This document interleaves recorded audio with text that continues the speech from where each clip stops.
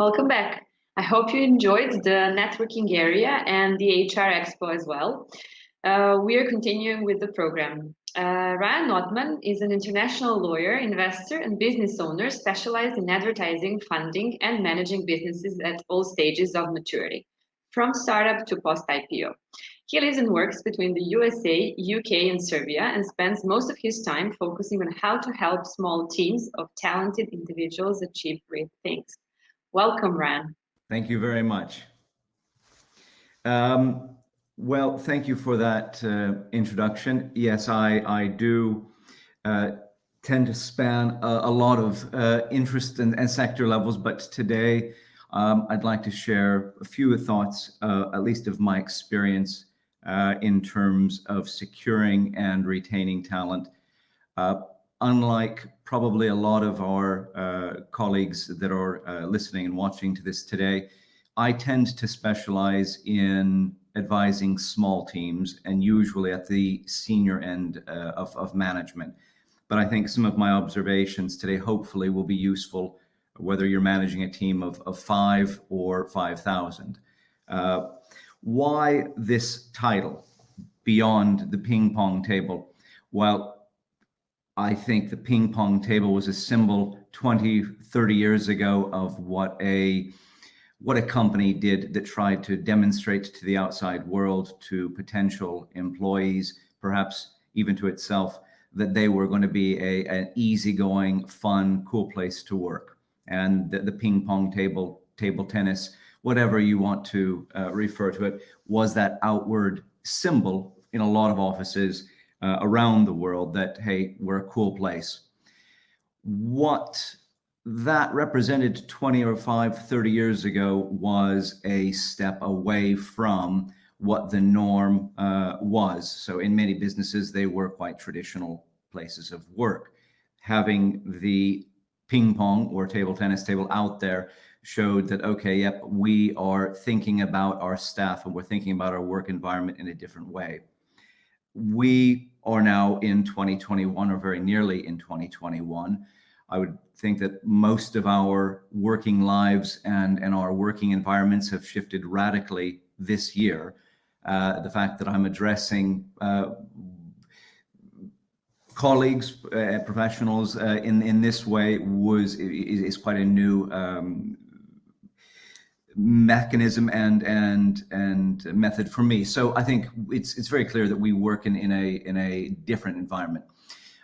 But I would have said this was true a year ago, that with regard to the ping pong table, with regard to some of these superficial, whether they're incentives or demonstrations of our corporate identity, I think that we have got to call them for what they are, which is superficial. I think some of us have worked in, some of us may have seen, but we probably all know the story of WeWork. And WeWork is a company that if you've been to any of their offices, they were fantastic. They had free beer, they had hot stations, hot desking all over the place. It really typified this kind of fun, easygoing work environment. And I'm not suggesting for a moment that that's not still a valuable part of the business experience and retaining talent or finding talent. Yes, that you don't want to necessarily be projecting a backward focused environment. However, I think what a lot of people have found is that is now ubiquitous. That environment, the easygoing environment, is now everywhere. You're not going to be novel or interesting or cutting edge to introduce that kind of environment. Why this focus on environment or the culture? I'm a firm believer that over time, and sometimes it's a short period of time, sometimes it's over many years or even decades, a business starts to take on the identity and the values of the people who are in management. If you look at very large companies that we probably are all familiar with, those at one point in time very likely had dynamic or at least personality driven management. So we're thinking about the likes of Apple, which Steve Jobs famously ran very much as an extension of himself in many regards, an alter ego. But you have the same core, I think, particularly in the startup world and in the tech world, where growth happens quite rapidly, and it's often a very personality-driven environment. And we say that the companies begin to look like either their founders or their management, and I think that is one of the recognitions of, if you want to know a little bit about yourself as a manager, I think you can oftentimes look at the team that you have, and for better or for worse, whether that is a team that's performing what you want them to do, if it's a team that's cohesive or not, it's probably a reflection of the management. Going to the next issue of what I'm talking about is securing talent. I come from a backgrounds where it's always difficult to recruit talent. It's always difficult. It's the hardest thing within the business, whether it's in the legal sector, whether it's in the tech sector, whether it's in the HR sector. Finding talent is the most difficult job that we've got. It's more difficult in many cases than solving any kind of technical problem that we may have. There are financial problems that companies have, but I think the idea is that if you have the right team, and if you have built the right team, if you've secured the right talent, that those technical problems or external problems are frankly that much easier to solve. Recruiting talent, finding talent, therefore, is always going to be difficult. If you're in an industry that you don't find recruiting talent to be difficult, then my challenge would be that you may want to try to improve the standard at which you're operating relative to your competitors, because I think in any competitive environment, you ought to find recruitment difficult because what you're looking for is the best, or you're looking for a continuity with your team that's already working, and it requires really hard work to find valuable team members. It's not easy. It's not gold laying around on the surface of the earth. It has to be mined.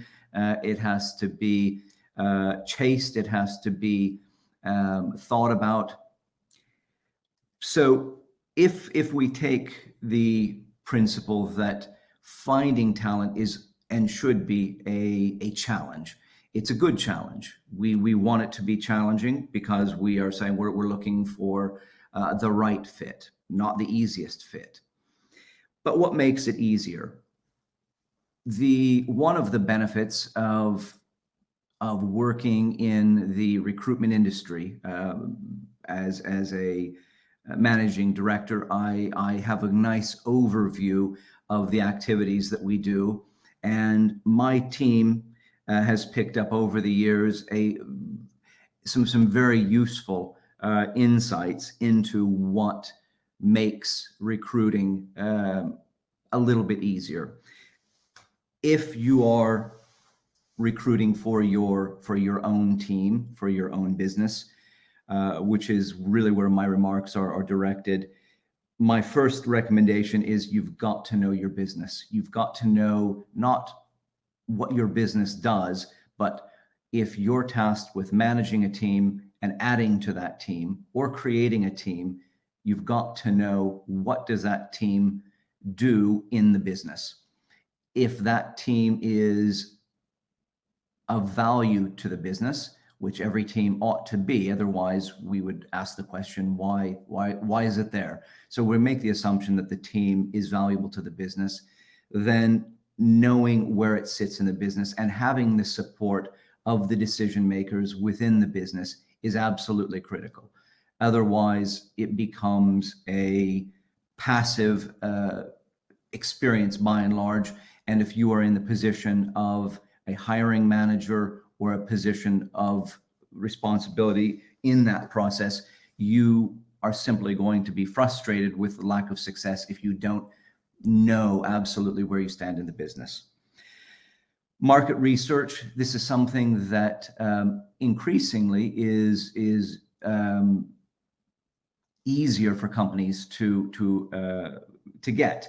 So we do a lot of work in the tech sector, both within Serbia but also internationally. It's surprising how often our clients in a given sector and in a given region don't have a good idea of where they are in the market. So market research is knowing for the kind of talent that you're looking for the kind of skill sets you're looking for, where are the best people to be found? And best is subjective. They may be with your competitor, they may be at university, they may be within your company, just not within your team. But I think that market research is absolutely key to actually being able to tackle your challenges of finding who you're looking for.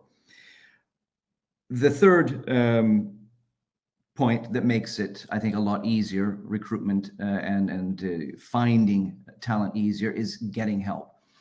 This is not meant to be a sales pitch for the recruitment industry, but that said, whether you get help from a recruitment consultancy, whether you get help from a management consultancy, the likes of EY, PwC, these larger companies that are management consultancies. If you're in industry groups, I think the key is get some external viewpoint on your challenges. The external advisor will be able to, in many cases, spot some obvious difficulties that you might be having. And if you're not having difficulties, they may add to some value that you've got. But I think getting help externally is a fantastic way to address the inherent difficulty in finding talent. It's not to say that you need to hire a recruitment agency. It's a matter of if you've got a fantastic internal recruitment capability, you still may have blind spots that you don't know about until they're too late. And I am a big believer in external help. Going on now to retaining talent. I suppose this is where my focus has been over many years. Is I have seen where teams have been built, they've accomplished great things, and over time, teams then start to either deteriorate or they have difficulty mounting the next challenge. Talent retention is something that I think it should be clear and dear to all of our practices on a daily basis. If we have found people and we've invested in people as colleagues, as employees, the last thing we want to do is to lose them if they're valued. I suppose my guiding principle, and this is, I think, a simple truth, is that the talent you retain is probably the talent you deserve. And that goes both ways. If you find yourself with a team that is unhappy with you as a manager, if you find yourself with a team that is either disorganized or not cohesive, that is probably reflective of the leadership of the team.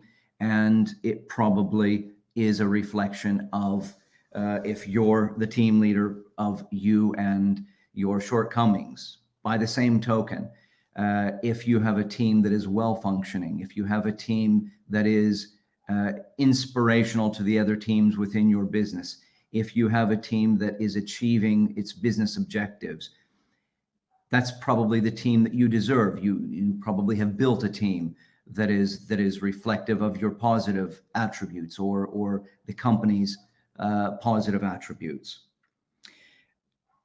So I think talent retention is, again, the focus is not on retaining numbers or headcounts. It's about retaining the team that you need, the team that you deserve.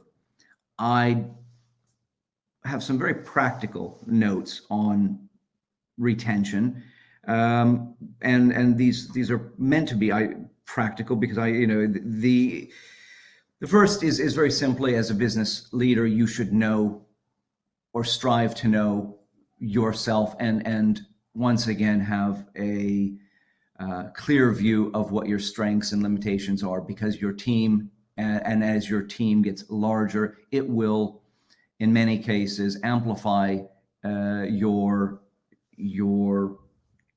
traits. Beyond team leaders knowing themselves, there are some very basic things that we try to advise clients. One, provide the tools necessary for your team to succeed. And this is, if we worked in a industries of manual labor, clearly, or where tools are required, those are physical tools. I think now training is the main tool that we should be providing to our colleagues. Training.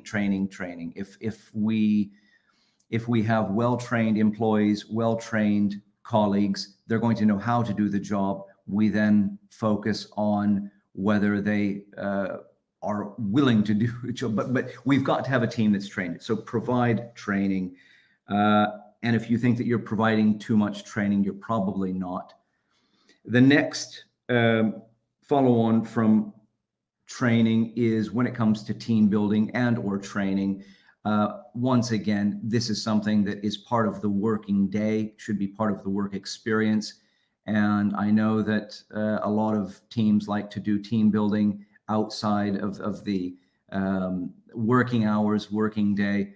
I know, as a manager, it sounds fun, and you think that, being out of the office over a weekend is going to be a lot of fun.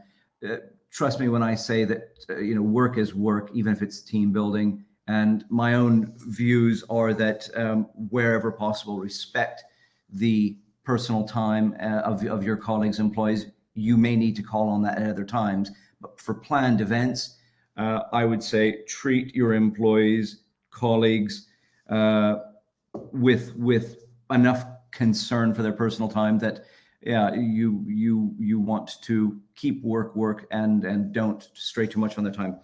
Final bit that I probably my whole talk, if we had a longer time and a Q&A, would have been around sharing success. Probably most of the companies that I've advised have ended up having fairly generous stock option plans, share participation, simply because it works. If you've got a company that, once again, if you value your colleagues, if you value your team members, you're going to find that you've got to show that in the most practical way possible. The most practical way possible is sharing the upside or the ownership of a company. And I cannot stress more the value of that. So beyond any other talent retention strategy, I've worked with companies, and I've been a part of companies where cash was hard to find. Colleagues, employees were going on very reduced salaries for a couple of months. Very pleased that in those circumstances there were already stock option plans in place. There were already company ownership schemes in place, and that retained, and we were able to keep teams together that would not ordinarily have stuck around if they're not being paid their usual salary.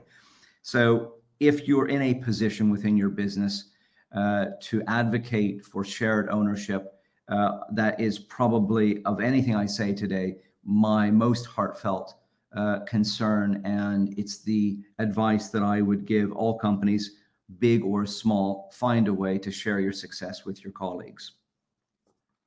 I think I'm probably nearing the end of my allotted time. As a parting word, I guess I would say that the ping pong table, or the offices that we put together, if they're fantastic, if they're modern, if we have team building exercises, these are all external manifestations of an ethos within a company. And in order to be taken seriously by your employees, my advice is to focus on the things that matter. Superficial toys, superficial gestures, superficial motions in the long term will not cover for deficiencies, and they won't build a strong team. So I suppose my summary for talent retention strategy is dispense with the superficial, focus on being listening to what your team wants, and find a way to share the success of the business, of management with your team. And finally, you know, as maybe a bit of the way to remember it, if you focus your team on the superficial elements of the ping pong table in the office, you're really telling your team that you want a ping pong team rather than the focus for them to be on their job. So find a way to engage your team as part of the job, treat them seriously, and finally, and for the last time, share the success.